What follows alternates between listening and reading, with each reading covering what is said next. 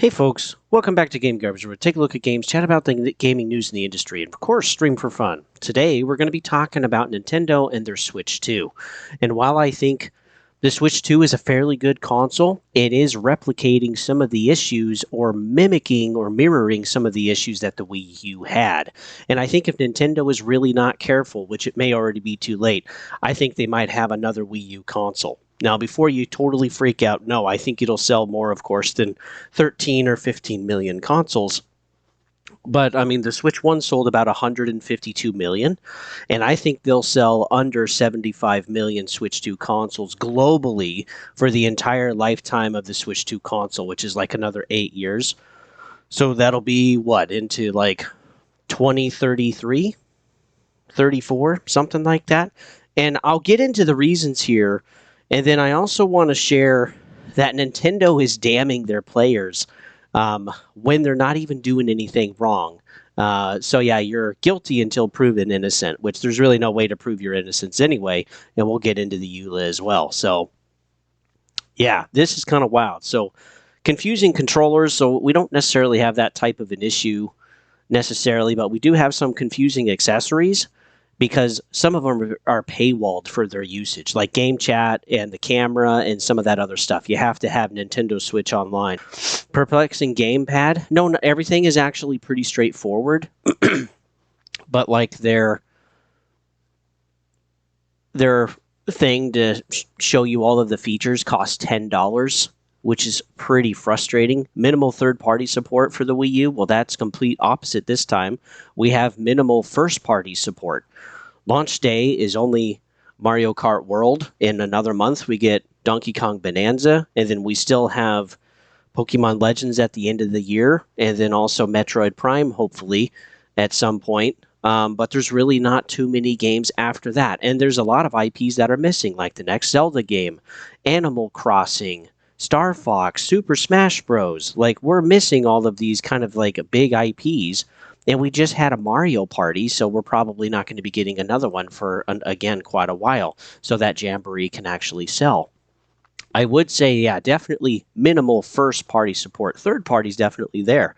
We have 25 games at launch from these third-party developers, and there will just be continually more coming in because, again, they want to get sales. Underpowered. Well, right now it's not underpowered. It's still kind of underpowered for current gen. Of course, it does have an upscaler in it, but for right now, man, pretty soon we're going to be getting next-party consoles from PlayStation and from Xbox. And then also there's the handheld market now, and some of those are already more powerful as well. So it's already going to feel underpowered for what you're actually getting. So you're spending $450 when you can get, let's say, like a regular PlayStation for $500. And have a much better experience. The Pro is $700. You can get an Xbox for $600. And then we're also, there's already other handhelds out there that are also more powerful. And they're not necessarily constrained to just one specific company. There's a lot more mix and matching now between Steam and Xbox and other stores. And that's going to be coming out later this year with the Xbox Ally. Outdated controller look and feel. Nah, I wouldn't say that. It pretty much looks the same. And we don't have, of course, we do have internal hard drive storage, but now that they've added 4K and ray tracing to their games are a lot bigger. So they're not just like a couple of gigs anymore. They're now like anywhere from, 10 to 30 gigs for just their first party games. And then when we're looking at third party, one of the biggest ones is actually Split Fiction at 78 gigs. Like, it's huge. It's huge.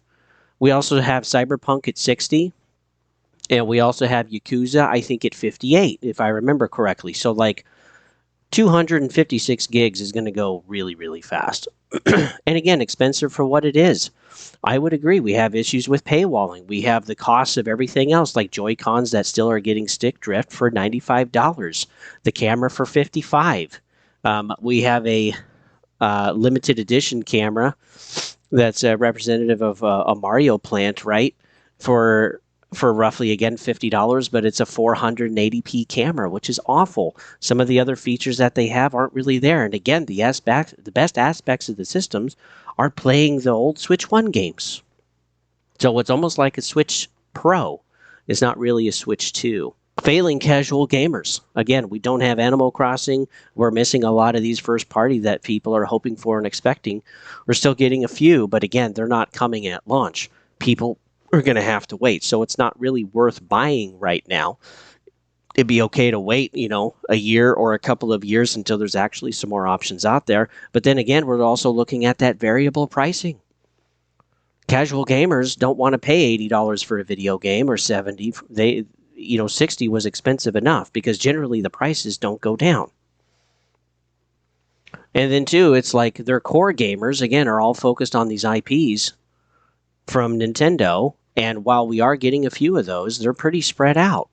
And it's also going to take longer to develop some of these because now they're in 4K, now they have ray tracing and some of this other stuff. And that is just going to slow down production time for some of these games. And so the big push is going to be third party. And in my opinion, the worst place to play is still going to be the Switch 2.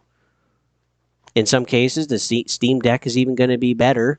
Also, Xbox generally, PlayStation, of course, PC, it's going to be better to play these older games.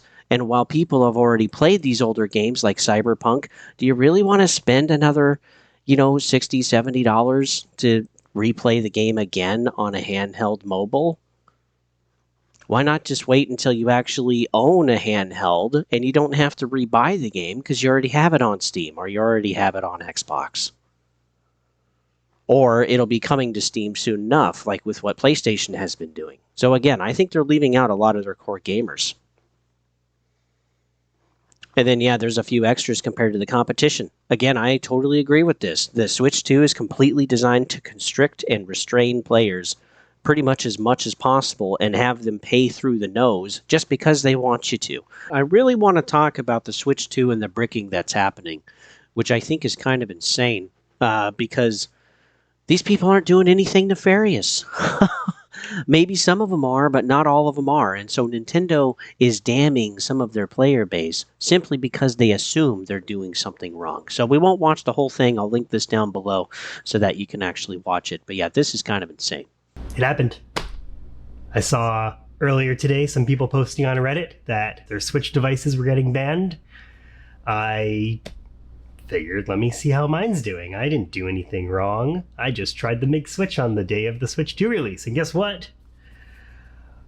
Oh yeah. Super banned. That's right. I actually just figured I would just start filming. I have no script. I haven't tried anything else. I just have definitely confirmed that my Switch is in fact banned. This is what happens when you try to go anywhere online or anything like that. I did actually delete all of my data because I was trying to do something and then I decided I should just film. But if you try to go into the eShop, it just doesn't work. You can't really do a whole lot of anything. I figured, okay, let me try to maybe, back up my save data. You can't do that either. I didn't try clearing the Switch yet. I figured I would start filming. But one thing that is interesting, so I wanted to remove the account, right? So just, delete user. You go next, and yep, can't be recovered, delete, and you can't delete it. You can't delete your account off of your Switch if it's banned because it cannot connect to Nintendo's services. So I figured, let's see the state of my old Switch. This is the OLED Switch that I've got. So because of the virtual carts, you have to load it. And when you try to load onto the system, and it's unable to do it because the system is offline. So that's when I really was like, okay, let me start a video. Let's try a few things. Let's see if we can even recover anything, right? Because this Switch does not seem to be banned. Because I can actually go on the eShop here. So we can browse the eShop, the super slow old Switch 1 eShop. And I hypothetically could buy a game, I guess. I'm not going to, but I hypothetically could. Because I'm not getting any errors or anything like that. I figured, let's see if we could fix something. Maybe I can go on my phone, we could check out the account, see what's going on. So what he ends up doing here is he ends up taking some time to unlink his account Um, and he says here that he's actually like, paid for his games legitimately, you know, and he got bricked anyway, which is awful. So yeah, he actually works on unlinking here. I just wanted to show this real quick. System transfer, there's 0 items. Let's see, switch 2. It says cartridges are loadable. Let's see if we unlink. When unlinked, any virtual game cards loaded onto the system will be returned. You won't be able to load virtual game cards until you link another system. Please note that you won't be able to unlink a system from this page for 1 year after this. Okay, that's interesting. So am I like preventing myself from getting another Switch 2 then? But I think at this point I don't really have another choice, so I think we just have to do it. So it's been unlinked. So unlink. So I can add another system, I just can't unlink another system, which means, well, let's see. So we just unlinked it. So this Switch 2 is not linked anymore. And my Switch OLED is listed there. So let's see. So we've got the Switch OLED. Let's see if we can boot up. Let's do Tetris Effect again. Next. The other issue was that he couldn't even use his Switch 1 while his account was linked to his bricked Switch 2. And again, if you wish to see the whole video, I'll link it down below. But yeah, this is just him testing to see if unlinking has actually worked.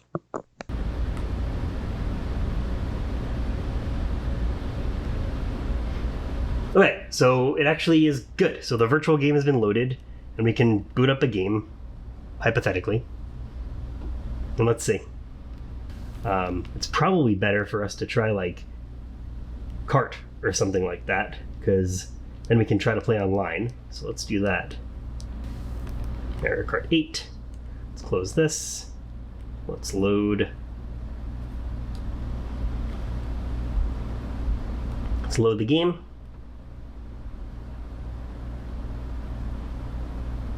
All right, game has been loaded. Make sure there's no mix switching here.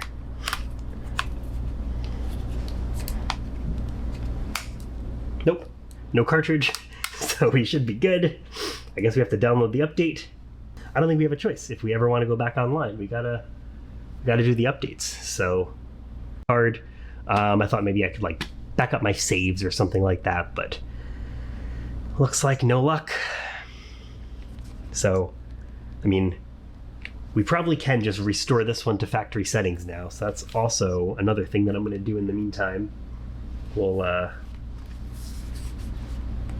go through this attempt to unlink, restore. Okay. Oh, you actually can't restore the system at all. So you can't even restore it after it's been bricked. Now, this really becomes a big problem because in the used market, now you run the risk of paying money, even maybe a deal too good to be true, and it might actually be a bricked console. So this is going to be a problem too for like resellers, like private game retailers or secondhand or like GameStop. I mean, they're going to have to test the system to make sure that it's not actually bricked. Otherwise, they're not going to be able to sell it to anybody in good conscience. And then people in the market looking for a used one, you may not be able to do anything with it because it was bricked by the previous person. So yeah, this is insane. I mean, going back to the OLED, it does look like we can go online. Let's see.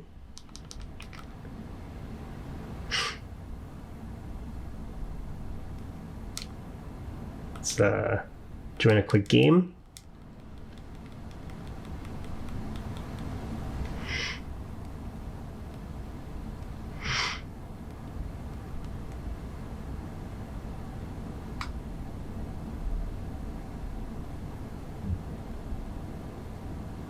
Yeah, I'm joining a spectating game.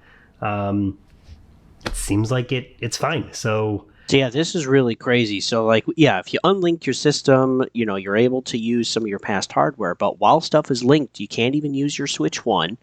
You also can't, even though you didn't do anything nefarious, Nintendo thinks you did, and there's no way to undo that.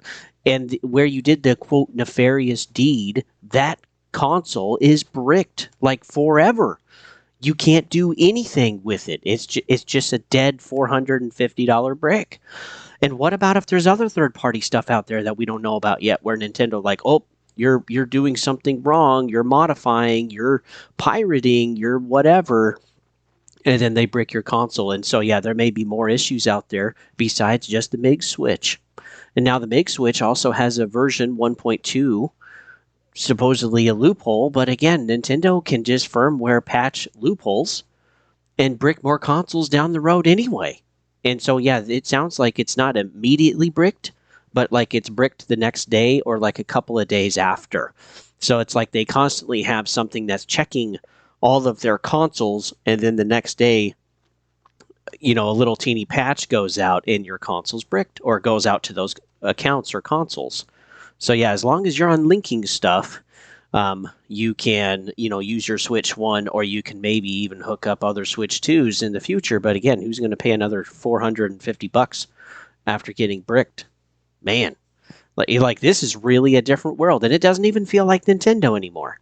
So it's like, okay, on top of the high cost for games, the variable pricing up to $80, the way that there's not a lot of first party, you basically need to wait a year or a couple of years for the Switch 2 to really feel worth it.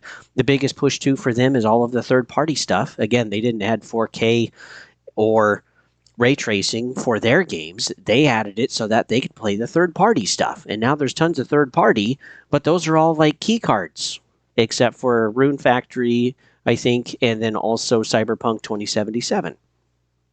Everything else is a key card, which you have to have the internet, and everything is so, internetized right now. That's how everything is hooked up, that even a lot of your backwards compatibility. Now, you can still play Switch 1, but if you want to go further back than that, it's got to be internet through their servers, and then that's paywalled as well, just like game chat and camera use and some other stuff. So this really doesn't feel like Nintendo, folks. Like, this is why I think with all of this put together, a lot of people are just going to say no for one reason or another, or all the reasons, or somewhere in between. And I think Nintendo Switch sells less than 75 million units by the end of their generation. And we'll see what they do with their next generation. And if they're damaging consumer sentiment now, are people really going to be interested in buying the next Nintendo?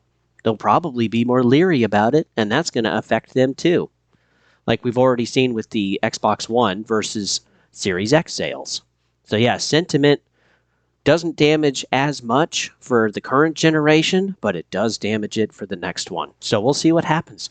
Thanks for tuning in, folks. You can always find me on Gaming Garbage 22 over at YouTube. There's also playlists there. There's a lot that I actually do. Game reviews and gameplay playthrough stuff and talking about the gaming industry, just like this State of Gaming. And then also there's Twitch as well, which you can follow me and chat with me in the chat or whatever while I'm playing at Gaming Garbage 22. So yeah, what do you guys think? How's your experience been? Are you getting one? With that, folks, I'll see you guys on the next one.